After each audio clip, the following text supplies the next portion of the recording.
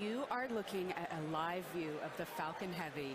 Yes, the Falcon Heavy on historic pad 39A at Kennedy Space Center, awaiting liftoff at 3:45 p.m. local time.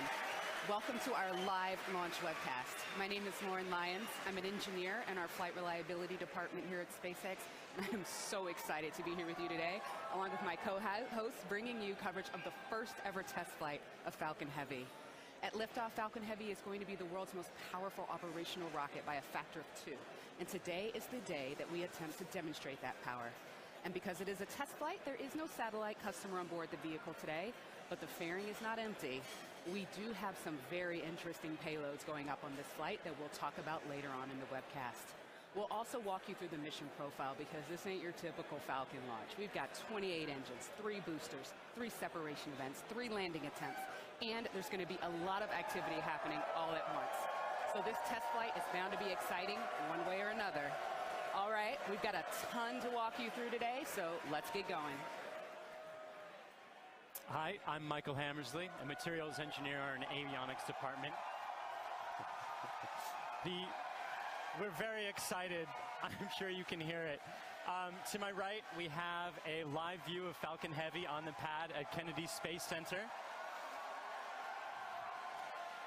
Falcon Heavy is essentially 3 Falcon 9 rockets all strapped together, which means it can carry much larger payloads not only to Earth orbit, but to the Moon and Mars as well. So like Falcon 9, Falcon Heavy is a 2-stage launch vehicle. The big difference is that the first stage in Falcon Heavy is comprised of 3 cores, while Falcon 9 has only 1. Now, each one of these 3 cores has 9 M1D engines, making for a total of 27 engines overall. Altogether, those engines produce 5 million pounds of thrust, which is equal to 18 747s at takeoff. In fact, the engines are producing so much power that we don't run them at full thrust all at once. So during ascent, Falcon Heavy will throttle its thrust up and down in both the side and the center cores in order to balance the aerodynamic and structural loads on the vehicle. So about halfway through the first stage's burn, the 2 side boosters will separate and come back to Earth for a simultaneous landing at Cape Canaveral Air Force Station. More about that a bit later.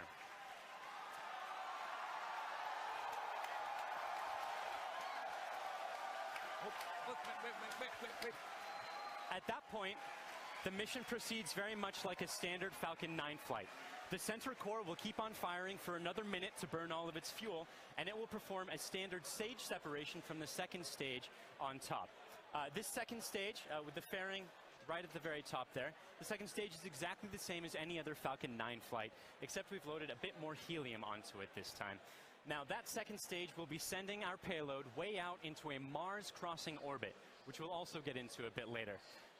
But all in all, with a successful launch, Falcon Heavy is going to be the largest and most powerful operational rocket in the world.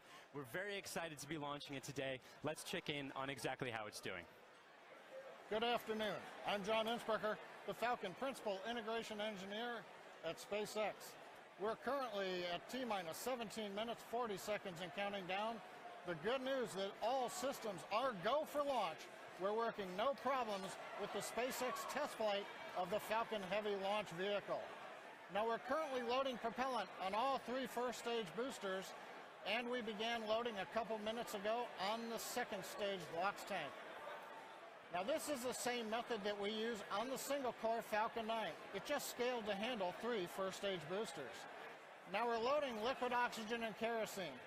We do that because in order to support combustion, you need oxygen. And in the vacuum of outer space, there isn't any. So we bring our own liquid oxygen, chilled and densified. You may have heard densified in the past. That allows us to pack the maximum amount into the LOX tanks on the Falcon Heavy. Now, our fuel is refined petroleum, RP1. That's essentially just a purified kerosene. It's a safe propellant, easily available, has a lot of history. For example, the Saturn V first stage, flown from the very pad you see on the monitor, from the moon missions, used kerosene and liquid oxygen. Now, the big news this afternoon has been the weather, and we've eaten up most of our launch window. Now, we won't have the ability to hold the countdown any further now that we are into liquid oxygen loading. The good news is that the winds are looking good. We're working no issues on the Falcon Heavy. However, if there is an issue in the last minutes, we won't be able to launch today. There is a backup date available tomorrow. And I've said it before, launch is hard, and Falcon Heavy is no exception. We're essentially counting down 3 rockets simultaneously. So the SpaceX team is going to be conservative in case anything pops up in the last minutes. But as the energy and the enthusiasm from the team gathering below me outside of Mission Control Center X is growing, we are go at T-minus 15 minutes and 40 seconds and counting. My name is Brian, and I'm part of the software team here, and I'm standing just outside Mission Control as the crowd gathers behind me. We're all anxiously awaiting this very first test flight of Falcon Heavy. Now, today, SpaceX has over 6,000 employees in locations across the country, but it wasn't always like that. Now, when SpaceX was first founded in 2002, it was just a small group of engineers who believed that they could reduce the cost of exploring space, but had never actually built a rocket themselves. Now, Falcon 1 was the first rocket we developed, and it was pretty small relative to Falcon 9 and Falcon Heavy. While the Falcon Heavy on the right of your screen is over 230 feet tall, Falcon 1 stood only about 70 feet tall and could only carry about a ton to orbit. However, despite its small size, Falcon 1 served a very large purpose. It was our roadmap to using modern technologies to engineer a vehicle that was not just more reliable, but was less expensive than alternatives. Now, we had 3 test flights of the Falcon 1 before we found success. But on that 4th Falcon 1 flight, it became the first privately developed liquid-fueled rocket to reach Earth orbit. Now, fast forward to today, and SpaceX has had 49 successful rocket launches. We have recovered 21 first stages, and we have reflown 6 of those. We have had 14 Dragon launches and have successfully reused the spacecraft as well. Now, our next step on this journey is just minutes from now, when we'll attempt the first test flight of our heavy lift launch vehicle. Now, there have been many challenges along this long road, and it has not been easy. But no matter what happens today, it has all been worth it. Now, one of the many challenges we're hoping to overcome with this test flight is the recovery of all 3 cores of the Falcon Heavy first stage. Although we have demonstrated success with the recovery of a single core, 3 is on a whole nother level. So let's check in with Michael to get an overview of what that story may look like. At SpaceX, our primary goal is to enable people to live on other planets, most notably Mars. But it's hard to do this without dramatically lowering the cost of access to space. And the best way to accomplish that is to reuse as much of the rocket as possible. So we've been successful at landing and reusing Falcon 9 rockets for over 2 years now. And Falcon Heavy aims to continue this trend of reusability. So today, we'll be attempting to recover all 3 of the first stage cores by using both of our landing methods, by land and by sea. So the side boosters have actually been used before on missions TICOM 8 and CRS 9. And at the time of booster separation, during ascent, the side cores will still be going slowly enough to turn around. So it makes sense to return them to Cape. They'll be executing a 3-burn maneuver to get them back to landing zones 1 and 2 and Cape Canaveral Air Force Station. You may have heard of landing zone 1. Landing zone 2 is an identical landing pad right next to it for Falcon Heavy landings. The center core will be going too fast to efficiently return it to Cape Canaveral Air Force Station. So we're going to use the autonomous spaceport drone ship to catch it about 300 miles off the Florida coast. It will also be executing 3 burns to get there. So, if all goes well after launch, we'll have 3 first stage cores back on Earth, 2 for the second time, and a wealth of data for perfecting airplane-like operation in the future. So, countdown is still proceeding nominally, so let's check in again on how Falcon Heavy is doing. We just passed T-minus 12 minutes in the countdown of the test flight of Falcon Heavy. Fuel is completely loaded on the second stage. The first stage is also loaded with fuel, except for a small top-off that'll happen between T-minus 7 minutes and T-minus 6 minutes. Our major activity now is loading liquid oxygen on the boosters and the second stage. Liquid oxygen propellant loading on the first stages will end between T-minus 4 minutes and T-minus 3 minutes. Liquid oxygen loading on the second stage is the last one to finish, ending by T-minus 2 minutes. Now, in addition to loading propellant, the team is preparing to perform their final checks of the Merlin engines. will begin chill-in of the Merlin engine turbopumps with liquid oxygen as typical at T-minus 7 minutes like we do on Falcon 9 flights. We'll also be verifying valves and using the thrust vector control actuators to move the engines to verify the actuators are working correctly.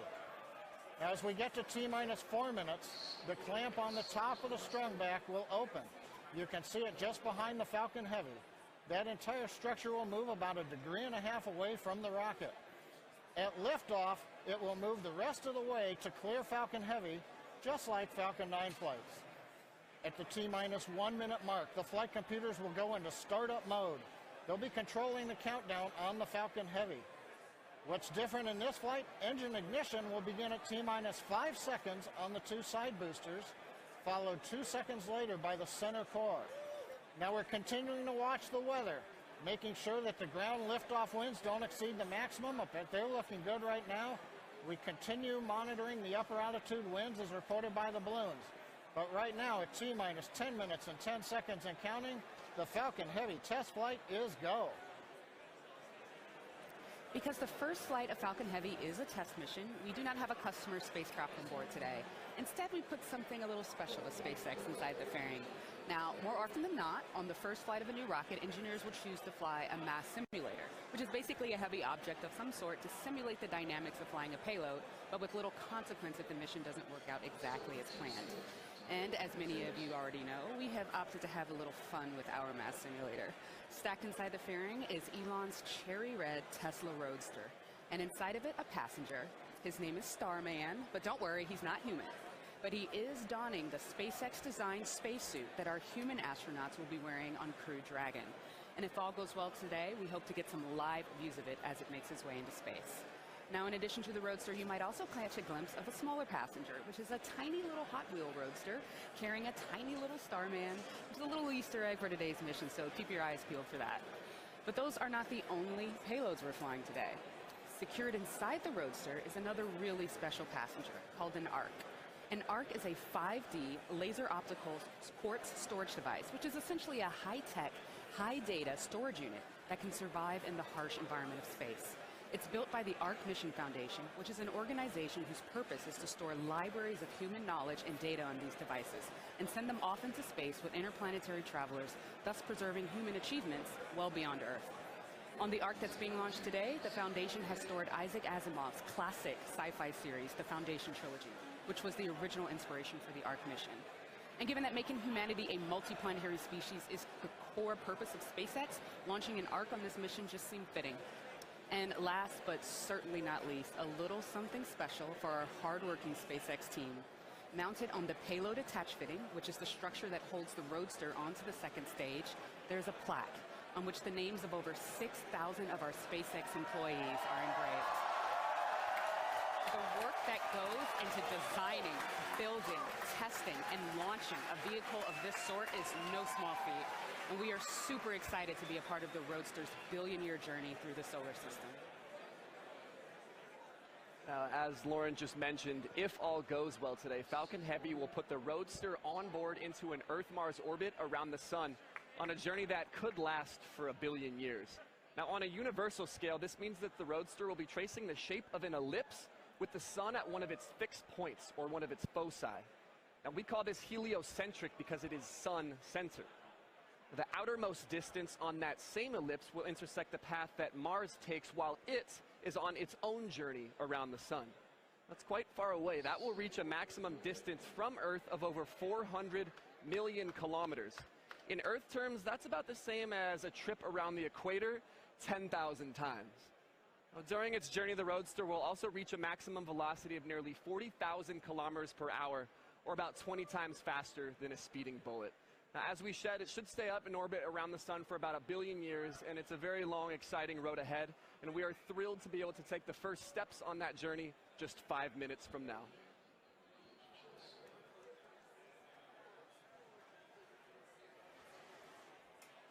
The SpaceX team continues to count down for launch of Falcon Heavy test flight.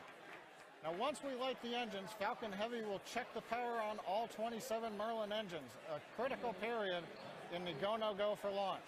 It'll then command release from the ground hold downs. 40 seconds into flight, we'll decrease power on the two side boosters in preparation for maximum aerodynamic loads on the vehicle. Once we get through this period, Falcon Heavy will throttle back up to full power on the side boosters. About half a minute later, we will again throttle down the two side boosters. This time we're decreasing the forces on the rocket structure. At this point in flight, the vehicle is much lighter, having burned off much of the propellant, but we are increasing thrust. 2.5 minutes into flight, we'll fully turn off the side boosters, an event called BECO, Booster Engine Cutoff.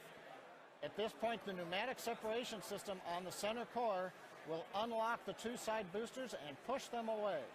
The side boosters will disconnect first at the top of the center core, then milliseconds later from the bottom, so they'll actually rotate away from the center core slightly. Once the side boosters are clear, the center core will throttle up to full power and burn for another 25 seconds. Finally, at just past 3 minutes after liftoff, the center core will shut down, an event called MECO, Main Engine Cutoff, and the second stage will separate. From this point on, it's like a Falcon 9 mission. The fairing will separate, the MVAC-D upper stage engine fires, eventually sending the stage and payload out into the solar system to orbit around the sun. So that gives you a feel for the sequence of events we're planning on today's flight. So now, at T-minus 4 minutes, 45 seconds and counting, let's witness the test flight of Falcon Heavy.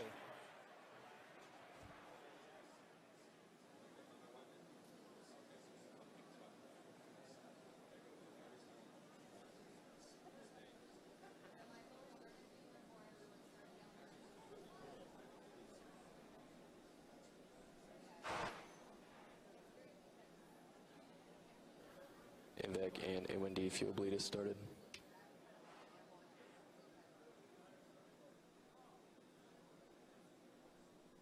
Safety critical lock slow, throttling to close out.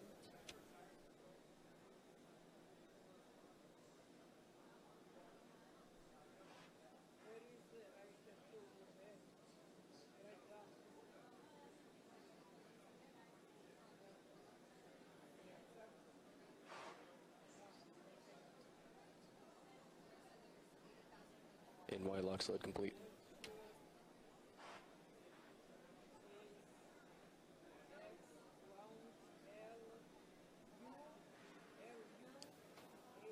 PY lock sled, throttling to close up. PY lock sled complete.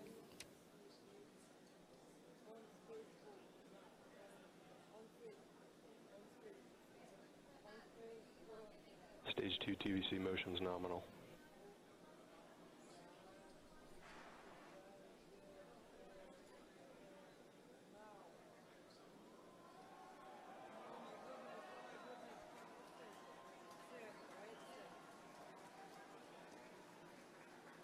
BOGO bleed verification.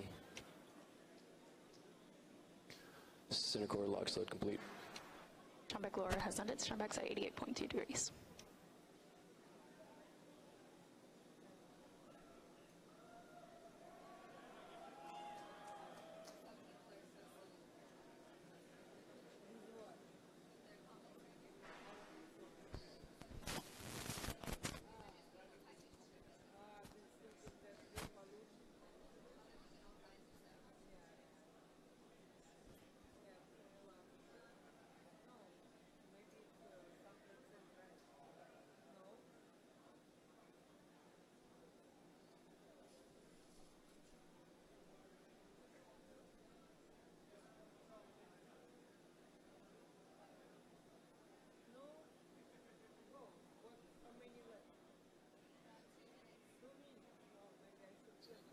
Stage 2 lock sled complete. Falcon Heavy prop load is complete.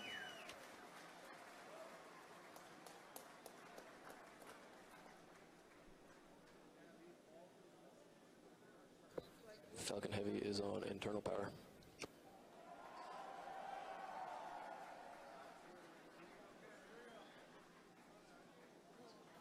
Vehicles in self-align. Ground gas closeouts has started. Falcon Heavy gas loads are complete.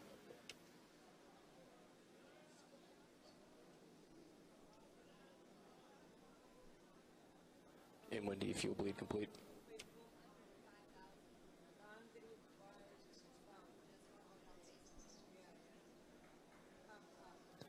M1D engine chills complete.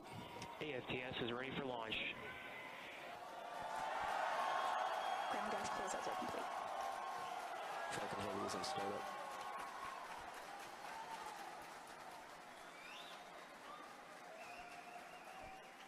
Stage 2 present for flight.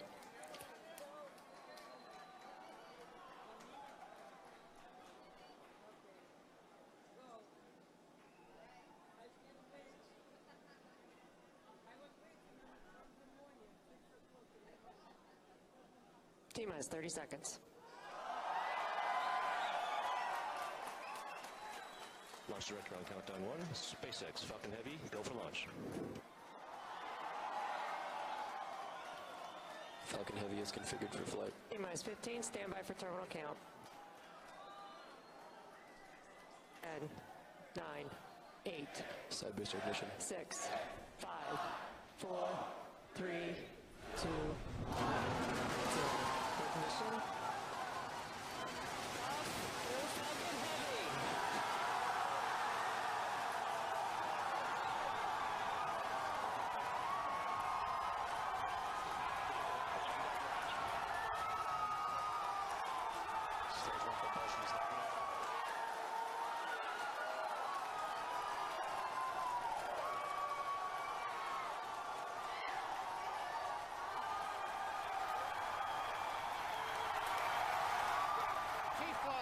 Seconds, if you can hear me over the cheering. Falcon Heavy heading to space on our test flight. Building on the history of Saturn V Apollo, returning pad 39A to interplanetary mission. We're getting ready to throttle down to a max Q.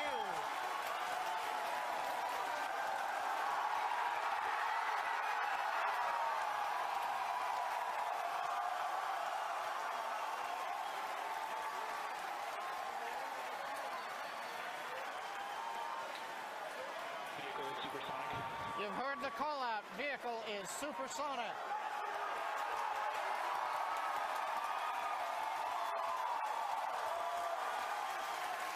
Side boosters are now throttling back up to full Vehicle power. has reached maximum dynamic pressure. We're past max Q, the period of maximum loads on the vehicle. Next up, we'll be waiting for the side boosters to begin to throttle down prior to booster engine cutoff and separation 2.5 minutes into flight.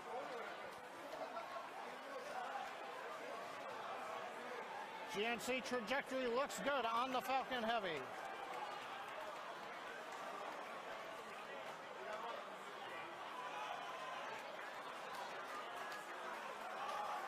Reports show that the M1D engine performance is nominal. Contact engine chills begun. Side boosters have begun to throttle down in preparation for the upcoming shutdown in 20 seconds.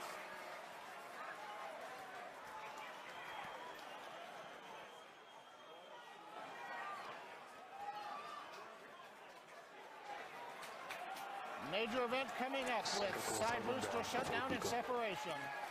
Inside shutdown. Side boosters. Beacon. Centric. Is throttling up. S1 keeps going.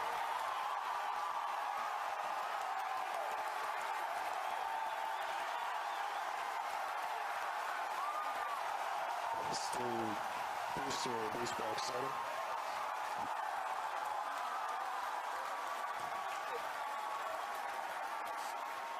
Successful separation.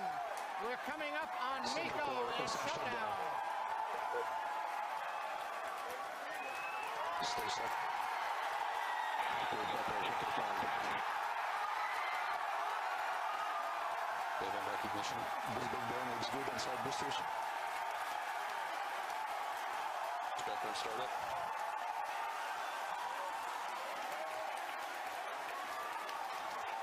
Coming up on fairing separation.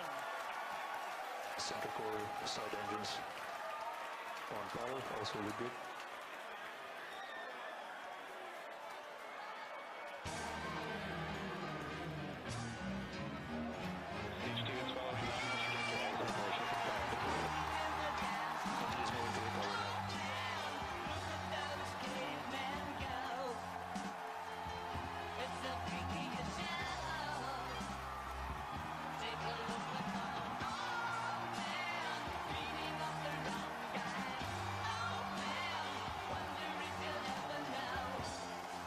booster boost back shutdown. Center core boost back burn shutdown.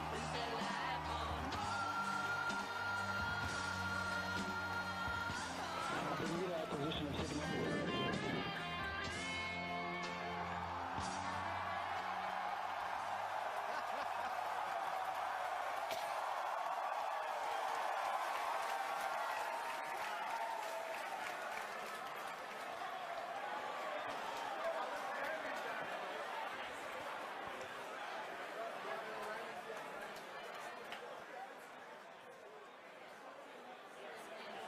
Wow.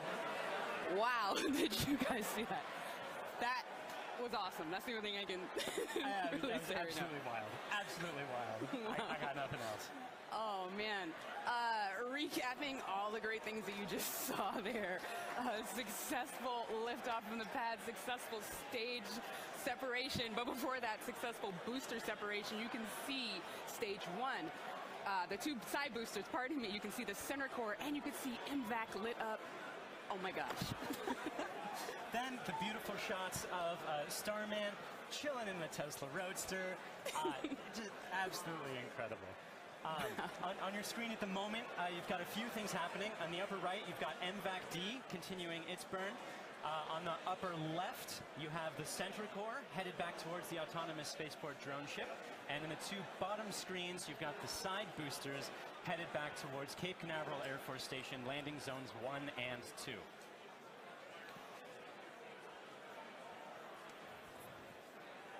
The next step coming up for the side boosters and the center booster is the re-entry burn. That's going to slow it down from, or slow all the boosters down from way faster than the speed of sound to just faster than the speed of sound in order to reduce some of those aerodynamic forces and heating that occurs when you're moving that quickly through the atmosphere.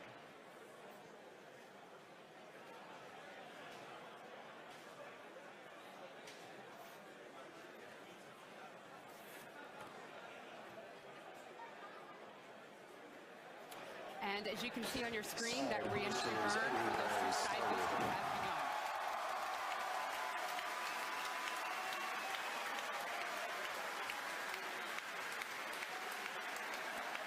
Side boosters entry burn shut down. Side core entry burn started.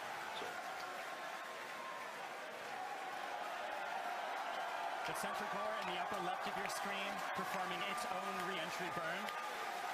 You can see the edge of Cape Canaveral in both of the side booster cameras as those are coming in. PY and NY side boosters have saved.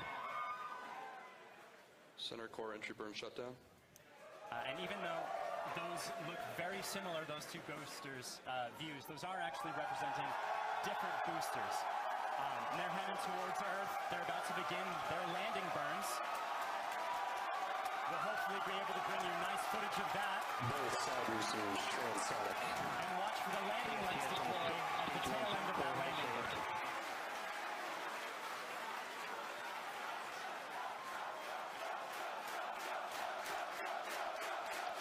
And that landing burn has started. Both boosters looking to be on track towards their respective landing zones. Landing burns have started. Side boosters landing legs have deployed.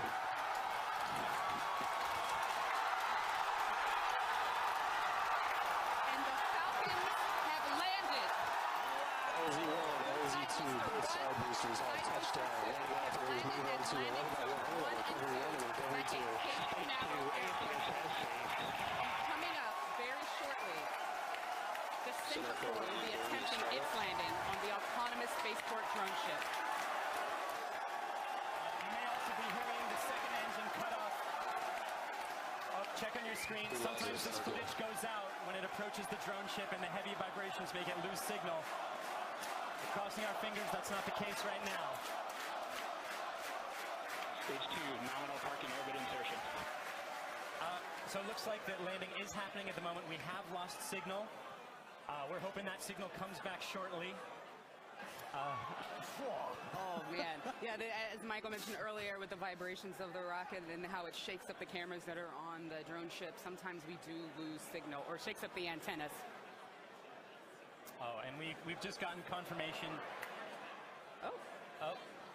We're waiting to hear what happens, and so we're listening in, and we're still waiting to hear. We'll let you know as soon as we find out. You'll know. People are cheering, but we'll get the call and know, hopefully very, very soon, how that center core is doing, whether it's standing up proud on that drone ship or not. Meanwhile, other two landings.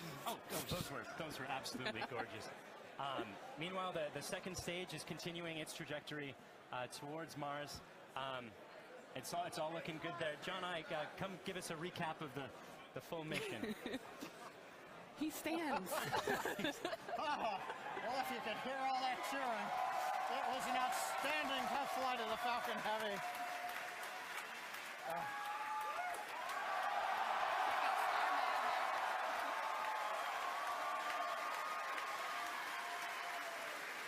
Cameras cycling right now. Live views coming down from low Earth orbit. The second stage successfully got there, and it got there as a culmination of a great Falcon Heavy test flight. We lit 27 engines, throttled the boosters up and down. We separated the side boosters. They came back spectacular, simultaneous landing. The center core did its job. The second stage did it. Everything that you could want in a test flight, we got here. Now we're just looking for the icing on the cake to find out what happened on the drone show. But all in all, an outstanding test flight for Falcon Heavy. Wow, what an absolutely momentous occasion. Thank you so much to the range for contributing their expertise to today's launch, the FAA for the licenses to launch and land those boosters, as well as the rest of Falcon Heavy. And thank you to you, the viewers, for joining us for a really, really cool moment here. And to find out what happened with the center core and what's going on with Starman as he makes its journey through space and all of our other launches, you can visit us at SpaceX.com and follow us on social media on LinkedIn and Twitter. If you would like to join us on exciting projects like these, please visit SpaceX.com/careers. From the entire grateful team here, thank you again for joining us. We'll see you next time.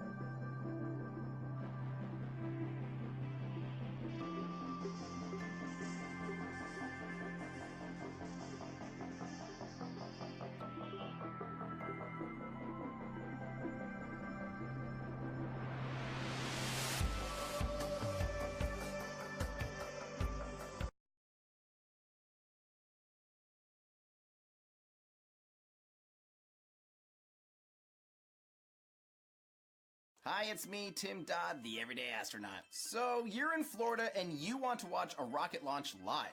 Perhaps Falcon Heavy, maybe another SpaceX rocket, or perhaps even a different launch provider's rocket. Well, today I wanted to give you a rundown on the best locations for watching rockets launch on the Space Coast.